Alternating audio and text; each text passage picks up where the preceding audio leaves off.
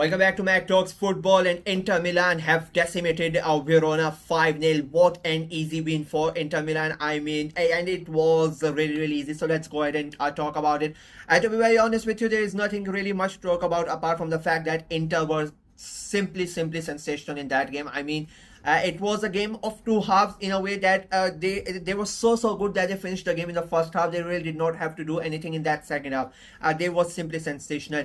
And the fact of the matter is that Verona were the team that started the game really good. They were the team who started the game on the front foot. They get a great chance. It hits the crossbar, and Inter were very lucky to to not go 1-0 down quite early on inside the first 10 minutes.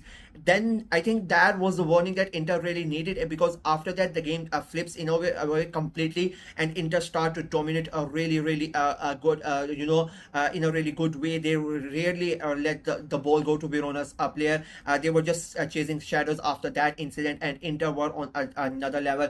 That set of play in the next 20-25 minutes was simply sensational. I mean, every team would hope that we have those 15 to 20 minutes in a game where we can just go ahead and score the goal. The first one between that link up between Thuram and Koroya is like really good. I keep on saying there are partnerships in European football that people don't really talk about, and I think that Koroya Thuram is especially I want to mention Thuram. I mean, he's one of the most underrated players in Europe. Nobody really talks about his goals, but he has been so consistent with Inter. Every game day he is gonna score you goals, whether Inter win or whether they don't win, it doesn't really matter. Thuram is almost all on the score sheet, and I think he is really underrated. People don't really talk about him that much. I really don't know why, but he's like one of the most underrated players in Europe at the moment. And again, that the link up was there. Thuram places it in the ball for Korea. He easily scores that the first goal. It becomes a 1-0. 5 minutes later, Korea returns the favor, and it was so easy for. And I'm going to talk about Thuram, because the movement, his movement is so good. The off the ball movement, especially, like the way he just knows where the pass is gonna be. He stays. He's very rarely you will see Thuram offside, and he was between three players, and he still somehow manages to stay onside and make that run for that second goal. Then goes past around the goalkeeper. It becomes 2-0 for Inter, and 2 minutes later is the same thing again. Thuram is the same guy. He gets the pass, and again he goes around the goal. I don't know what the defense was doing. He was easily able to beat their offside plan very easily, and it becomes 3-0 for Inter. Then De Vrij comes in, gets in on the act. A great ball comes in outside of the box, and he scores that goal. It becomes 4-0. And Piszczek, that goal from Piszczek was really good as well. I mean, how he manages to score that despite falling down on his head. He scores that fifth goal, and that was it. The game was basically done after Thuram's second goal. The moment Inter got 3-0 up, it was done and dusted, but they kept on going, and they wanted, like, everybody wanted to pitch in and get a goal. It was that kind of afternoon for Inter Milan. It was an important win for them, and the second half they tried, like, they just already took their foot off the pedal. They really did not care at the to be very honest with you in that second half. Verona were already done 5-0 in the first half. You really, a team is gonna come back from that scoreline. They tried a lot but there was nothing, like nothing threatening from Verona that Inter would have been worried about. And Inter themselves, like as I said, they really took the foot of the pedal, and they just played around themselves. They really did not try to go at it and try to score more goals in that game. It was very easy for them. They basically had done their job in the first half itself.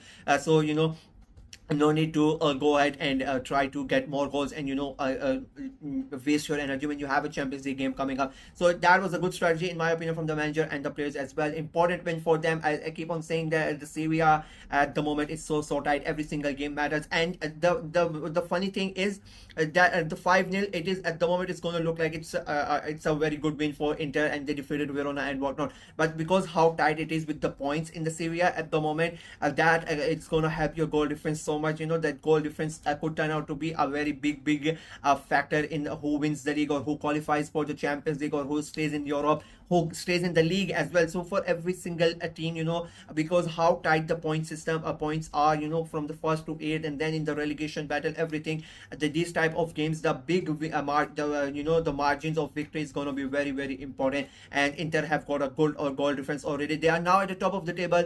They are going to wait for other teams. I think it is going. The funny thing about Serie A is like after every single game, the table is changing because that's how close every single game is.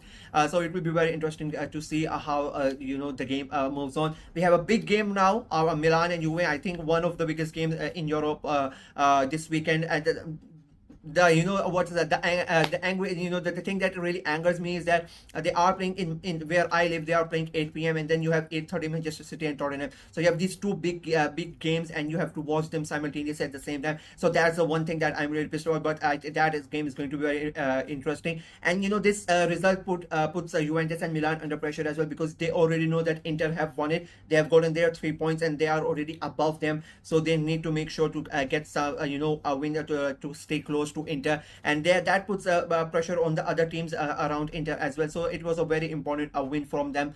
So they have gotten that. Verona, sorry, on the other hand, I mean, they were abysmal. That I don't really have words for that.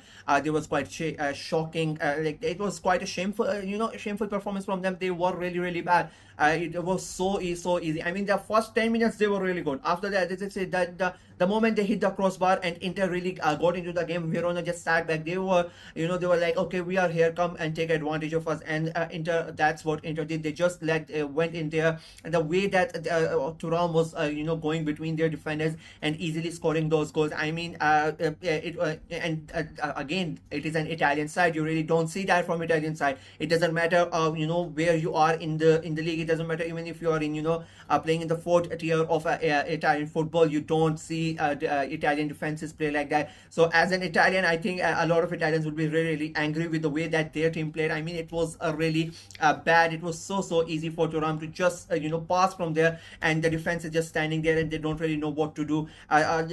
For both the goals, especially Thuram's both goal, I think the defense is to be blamed. How can you let a guy go away from you so easily? Full credit to Thuram, but the defense should be doing really better in those circumstances. The Pizek goal as well. I mean, how he has managed to score that, get the ball there, and then you are not really able to get the ball away from him. You have three players are standing there, and he still somehow manages to score the goal while falling down. I mean, that was really bad. And the second half, they really did not. They themselves, they had accepted the defeat. They knew that they were not really gonna come back from that. So it was not a really good game for them. It was quite a bad performance for Verona. And I think the other manager would be really angry. The fans, of course, are going to be pissed about it. You are never really happy, a football fan, if your team is losing 5-0. That's a fact. So yeah, not a good day at the office for Verona. Inter, a big win, a commanding win as well. They need that. They are the champions. They still, every weekend they have to prove it to them that we are the champions. You need to respect us. It is their crown that everybody is after. So they need to make sure that they win these games